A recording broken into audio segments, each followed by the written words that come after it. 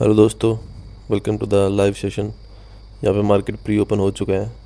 हमें एक बढ़िया अच्छा खासा गैप अप दिखाई पड़ रहा है। यहाँ पर मार्केट जो है 54,610 के आसपास खुल रहा है। ये पूरा 1% से भी ऊपर का गैप अप है। तीनों में ही एक अच्छा खासा गैप अप है। तो यहाँ पर जो है कई दिनों से जो रेजिस्टेंस बना रहा था उसके सीधा गैप अप खुल रहा है। तो सेलर्स को सीधा अगर भगा देगा, थोड़ा चार्ट को बनने देते हैं हम। अगर सेलर्स को सीधा भगा देगा तो हम थोड़ा वेट करेंगे, और अगर थोड़ी सी रिट्रेसमेंट अगर आती है, ताकि जो रिटेलर्स जो बाइंग ना कर पाए, एक बार जैसे यहाँ पर थोड़ा सा अगर मार्केट रिट्रेसमेंट करेगा तो हम यहाँ पर जो है एंट्री बना सकते हैं एक बाइंग के लिए। क्योंकि अगर सीधा भागेगा तो हम चार्ट पहले देखेंगे, सीधा भागेगा तो उस हिसाब से हम ट्रेड करेंगे। और अगर रिट्रेसमेंट करता है तो फिर थोड़ा सा यहाँ पर इसके रेजिस्टेंस जो ये बन रहा है, अब जो ये सपोर्ट बन गया, अब इस सपोर्ट तक थोड़ा वेट करेंगे ताकि जो है रिटेल में बाइंग ना हो पाए, सीधा फिर मार्केट एक बढ़िया बाइंग कर सकता है। तो अभी वेट करते हैं, मार्केट ओपन होने वाली है। दोस्तों मार्केट ओपन हो चुका है। अभी थोड़ा मोड़ा ऊपर जा करके रुकने की कोशिश कर रहा है। तो जैसे ही थोड़ी मोड़ी रिट्रेसमेंट आएगी, रिट्रेसमेंट यहाँ पर थोड़ी मोड़ी की अच्छी खासी आ सकती है, ताकि एक सेलिंग दिखाए और जो है बायर्स यहाँ पर रिटेलर्स आना शुरू हो गए होंगे, उनको निकालेगा। फिर जब बाइंग आएगी तब जब जा करके एक मोमेंटम आ सकता है। यहाँ पर डायरेक्ट अगर भागेगा तो फिर बायर्स भी आना शुरू हो जाएंगे। देखिए यहाँ पर रिट्रेसमेंट क्यों ज़रूरी है, क्योंकि सबको दिख रहा ब्रेकआउट हो गया है। ब्रेकआउट होकर के अगर मार्केट रिट्रेसमेंट नहीं करेगा तो बायर्स रिटेलर्स को लेकर के ऊपर थोड़ी ना जाएगा। तो रिटेलर्स को निकालेगा भी और डराएगा, ताकि जो भी सोच भी रखा है किसी ने बाइंग करने का उसको फिर सेलिंग दिखाएगा। उसके बाद जो है मोमेंटम कर सकता है मार्केट। तो हम वेट करेंगे एक रिट्रेसमेंट का, क्योंकि ऊपर राउंड नंबर भी है। डायरेक्ट सीधा राउंड नंबर का ब्रेकआउट तो नहीं करेगा ये। देखो ये ऊपर जाने की कोशिश तो कर रहा है, लेकिन जा नहीं पाएगा ऐसे। मार्केट दो काम कर सकता है। मार्केट ऐसे जाने के लिए यहाँ पर दो काम होने चाहिए। या तो होने चाहिए जो एस एल अवेलेबल होनी चाहिए, यहाँ पर सेलर्स होने चाहिए। यहाँ पर डायरेक्ट एस एल अवेलेबल होंगे तो ये मोमेंटम कर सकता है। यहाँ पर डायरेक्ट एस एल है नहीं। डायरेक्ट एस एल यहाँ पर इस रेजिस्टेंस पर थे, इस सपोर्ट पर बन गए। अब यहाँ पर जो रेजिस्टेंस बन रहा था मार्केट यहाँ पर क्लोज कर रही थी, तो यहाँ पर थे जो है डायरेक्ट एस एल। लेकिन मार्केट ने उनको डायरेक्ट निकाल दिया, गैप अप बड़ा गैप अप करके उनको यहीं पे भगा दिया। तो ना तो हमारे पास डायरेक्ट एस एल है, और ना ऐसा है कि रिटेलर्स नहीं आएंगे। दो चीज़ें हो सकती है, एक तो हमारे पास एस एल अवेलेबल होंगे तो जा सकता है। दूसरा हमें यहाँ पर ये पता होना चाहिए कि रिटेलर्स नहीं आ रहे हैं। यहाँ पर बाइंग में जा रही है मार्केट, लेकिन अगर फिर साथ में रिटेलर्स भी अगर ऐड होना चालू हो जाएंगे ना, तो फिर मार्केट बाइंग में नहीं जाती रह सकती। वरना फिर एक तो ऑपरेटर भी बैठ गया, ऊपर से रिटेलर्स भी बैठ गए, तो फिर सेलिंग में कौन बैठेगा यहाँ पर, है ना। तो रिटेलर्स को मार्केट बिठा करके बाइंग में नहीं जा सकता। ये सिर्फ ट्रैप बनाने के लिए थोड़ा मोड़ा होल्ड कर रहा है। रिटेलर्स यहाँ पर बैठेंगे, रिटेलर्स को यहाँ पर रिजेक्शन दिखा के रिट्रेसमेंट यहाँ पर करना ज़रूरी है। फिर रिटेलर्स हाथ नहीं लगाएंगे एक बार रिजेक्शन आ गया। फिर उसके बाद जो है मार्केट में जैसे ही सेलर्स थोड़े ऐड होना चालू होंगे, तो मार्केट में एक यहाँ जो ऑपरेटर जो नीचे बैठा है वो पैसा लगा करके वो बैठ जाएगा, फिर मार्केट ऊपर जा सकती है। लेकिन यहाँ पर रिटेलर्स बैठ गए तो फिर मार्केट ऐसे ऊपर नहीं जा सकता। ये मार्केट ऊपर जा रहा है, यहाँ पर साफ दिखाई पड़ रहा है कि रिटेलर्स आना शुरू हो गए हैं। तो जैसे ही ब्रेकआउट होगा तो यहाँ पर सिर्फ बायर्स ही आएंगे, यहाँ पर कोई सेल नहीं करने वाला। तो सेलर सेलर चाहिए, या तो हमें सेलर चाहिए या फिर हमें जो है रिटेलर्स को निकालना पड़ेगा, तब जा करके एक मोमेंटम आ सकता है। तो ये सिर्फ खाली ट्रैप बनाने के लिए थोड़ा मोड़ी बाइंग दिखा रहा है। तो इसको रिट्रेसमेंट होने देते हैं, थोड़ा सा नीचे आने देते हैं। थोड़ा जब हमें प्राइस भी थोड़ा सा सही मिलेगा, एक रेंज भी मिल जाएगी हमें, है ना, कहाँ पर हम अपना टारगेट जो है बुक कर सकते हैं, और एक एसएल लगाने की भी रेंज मिल जाएगी। तो हम यहाँ पर अगर ट्रेड भी लेते हैं तो हम एसएल कहाँ लगाएंगे, कम से कम हमें एसएल यहाँ पर लगाना पड़ेगा।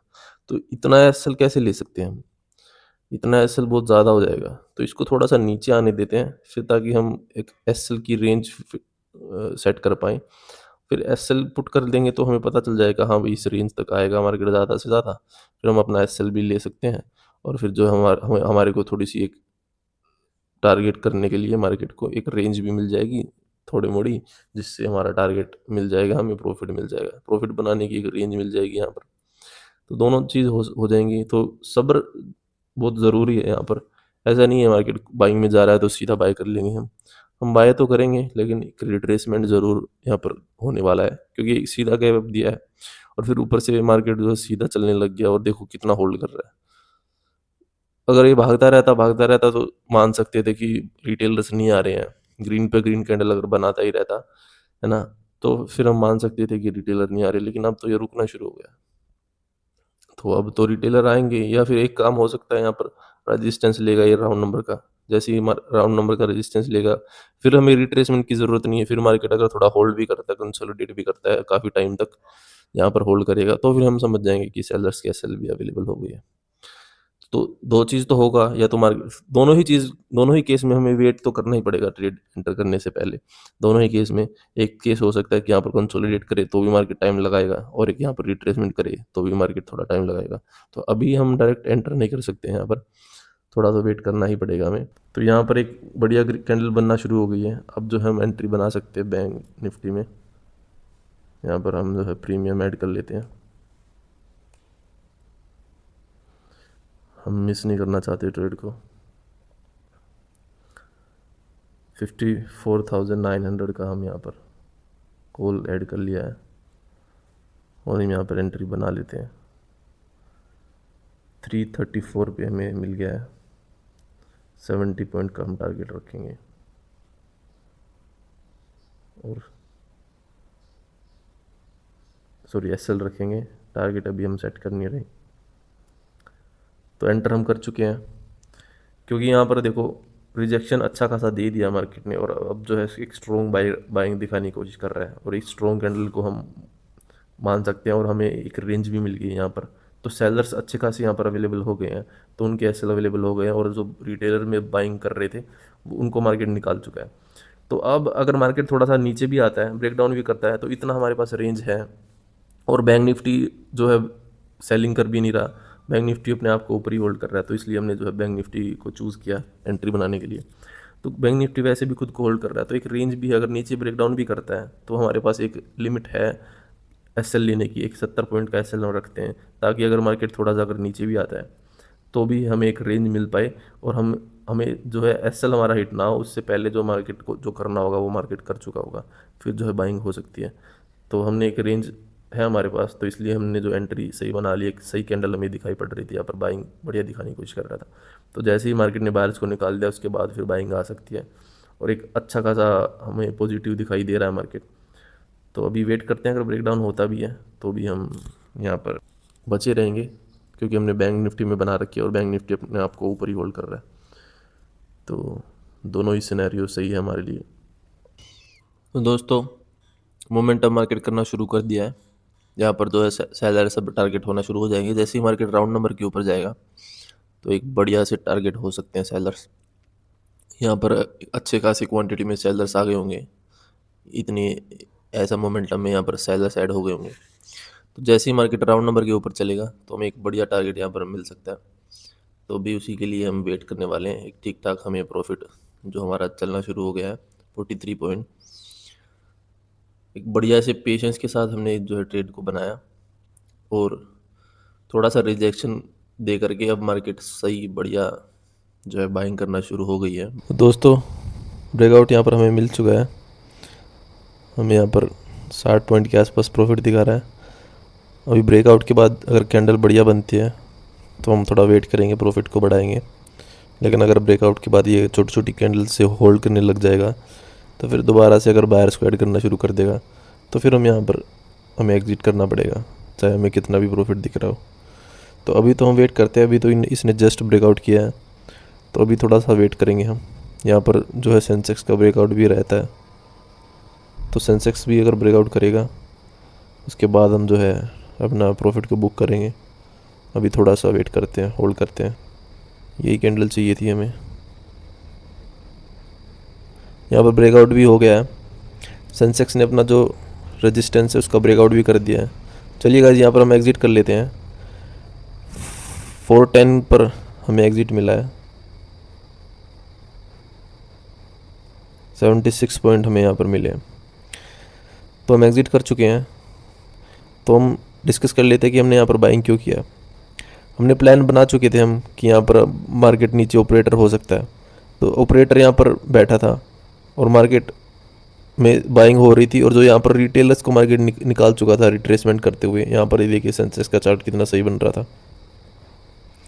यहाँ पर देखिए नीचे ऑपरेटर बैठा है और मार्केट ऊपर गया, रिटेलर्स को ऐड किया, लेकिन रिटेलर्स को रिट्रेसमेंट करके निकाल चुका है मार्केट। और कई दिनों से मार्केट एक रेजिस्टेंस लेने की कोशिश कर रहा था। एक बड़ा टाइम फ्रेम दिखा देता हूँ। कई दिनों से यहाँ पर जो है मार्केट ये रेजिस्टेंस लेने की कोशिश कर रहा था, इस जोन में मार्केट होल्ड करने की कोशिश कर रहा था। तो एग्जैक्ट रेजिस्टेंस लेकर के नीचे आ रहा था। तो यहाँ पर जो है सेलर्स ऐड हो गए होंगे। यहाँ पर सेलर्स हमें अवेलेबल हो गए और प्लस ऑपरेटर के साथ हमें बैठने का मौका मिल रहा है। तो हम बाइंग का यहाँ पर जो है प्लान करके गए थे। तो हमें लगा रहा था जैसे ही मार्केट गैप अप होता है, फ्लैट होता है या थोड़ा मोड़ा गैप डाउन, तो वैसे ही हम जो है बाइंग का ट्रेड कर सकते हैं। लेकिन यहाँ पर मार्केट ने बड़ा गैप अप दे दिया, तो इसलिए हमें जो है वेट करके अच्छे से यहाँ पर वेट किया रिट्रेसमेंट होने का, क्योंकि बायर डायरेक्ट आना शुरू हो गए थे। तो जैसे ही बायर आना शुरू हुए हमने एक रिट्रेसमेंट का वेट किया। उसके बाद जो है एंट्री बनाई हमने बैंक निफ्टी में। बैंक निफ्टी बल्कि अपने आप को इधर ही होल्ड कर रहा था, तो कंसोलिडेशन में था। और जो है सेंसेक्स और निफ्टी ने जो है रिजेक्शन दे दिया था। तो हमें यहाँ पर हमारा सेटअप मिला। जैसे ही कंसोलिडेट हुआ, जैसे ही सेलर्स यहाँ पर ऐड हुए, क्योंकि सेलर्स अवेलेबल थे नहीं हमारे पास। हम ऑपरेटर के साथ तो बैठ रहे थे, कल तक तो हमारे पास सेलर्स अवेलेबल थे, लेकिन मार्केट ने डायरेक्ट गैप अप निकाल के सारे सेलर्स को निकाल दिया। तो हमारे पास फर्दर सेलर्स के एसएल नहीं थे। तो हम ऑपरेटर के साथ बैठने वाले थे, हमें बाइंग का प्लान किया था, तो हम बाई करने वाले थे, लेकिन हमारे पास एसएल अवेलेबल नहीं थे। तो इसलिए हमने थोड़ा वेट किया। जैसे ही मार्केट राउंड नंबर के नीचे कंसोलिडेट करने लगा तो हमारे पास ऊपर एसएल अवेलेबल हो गए। तो जैसे ही हमारे एसएल हिट हुए वैसे ही मार्केट ने बाइंग की और एक अच्छा सा हम ठीक ठाक टारगेट जो है वो लेकर के मार्केट से जा रहे हैं। तो आज के लिए इतना ही। अपना ध्यान रखो, हम मिलते हैं अगले सेशन में।